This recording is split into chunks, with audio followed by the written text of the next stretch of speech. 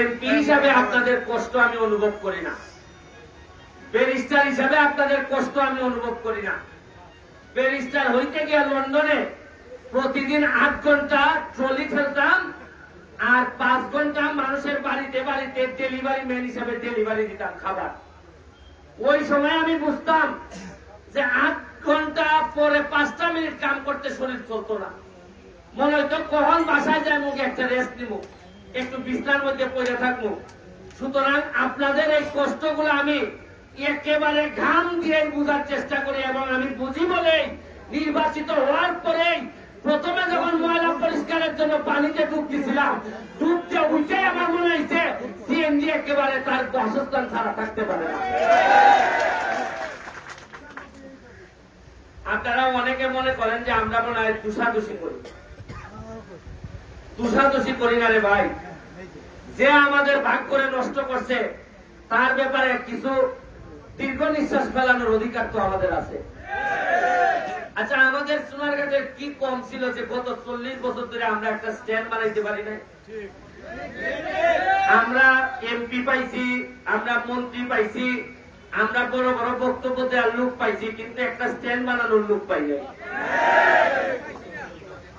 আরে খালি স্ট্যান্ড কেন?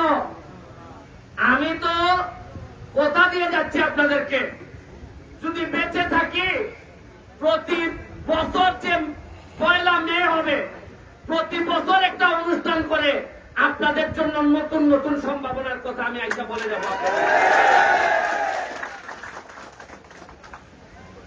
এই মরা নদীতে বাঁচাইতে গিয়া, নদীটারে বাঁচাইতে গিয়া আর আপনাদের 2টা স্ট্যান্ড করতে গিয়ে এই পর্যন্ত খরচ হয়েছে প্রায় 75 লাখ টাকা।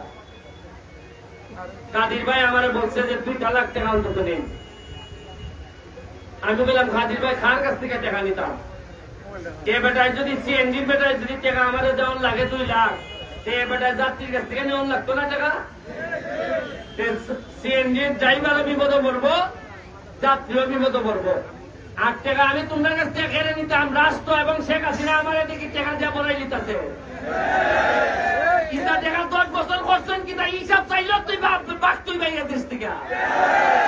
এই 10-15 বছর ধরে এই টাকা গেল।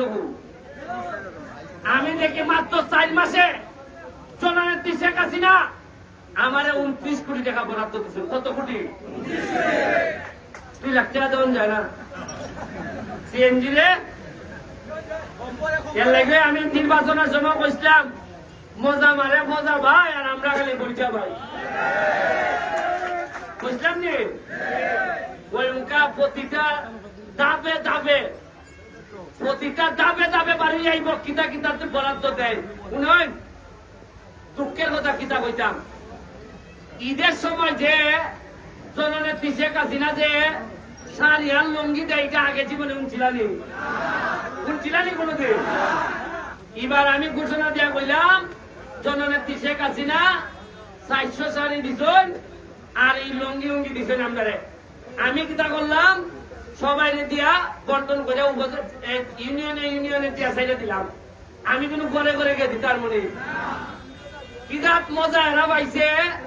আগে যারা জীবনের শাড়ির কথা কইছে না, পুরাটাই মাইনে দিচ্ছেন মনে হয়।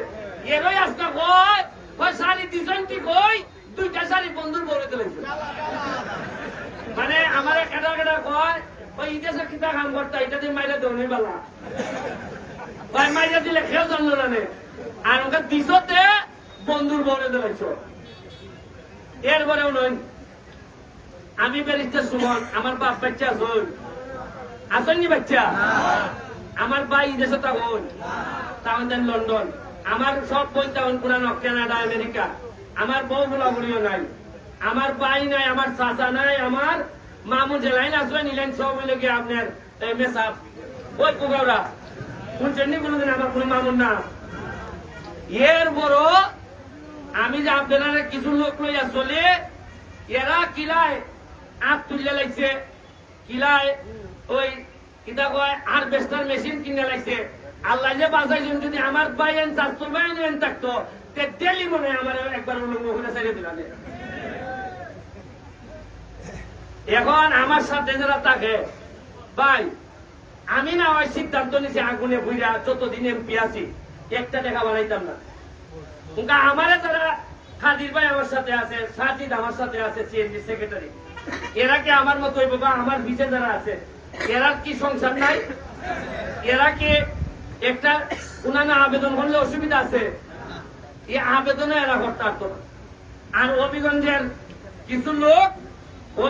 কিছু লোক এরা আমরার সম্পদ খায়। এখন আমরার কোন পালা নেতা তৈরি হইলে কেমনে সংবাদপত্রের নিউজ ইটাইটা করে আমরা নেতা লাইন নষ্ট করতো, ইটার লেগে এরা বুঝেন। এমন কোন ব্যবসা বাদ আছে হবিগঞ্জে যায় না? পার্সেন্টেজ যায় না? শ্রীমঙ্গল যায় না পার্সেন্টেজ? বলে না একটা জিনিস শুনুন, ইটা কইলে তো বেলা আমি খাইছি খুব। ওই যে চা বাগান আছে না, আমরা চা বাগান আছে নি, চা বাগানের কম এরা চা বাগানের শ্রমিকরা বাঙ্গারা আটা খায়, জানেন নি আপনারা? এটা ই কম বাঙ্গা দেওয়ার যে ব্যবসাটা, এই ব্যবসাটা আগে আছে সোনারঘাটে। এই ব্যবসাটা বাড়ি দিয়ে লয়ে গেছেন গিয়া শ্রীমঙ্গলের লোকে, উনানের লোকে।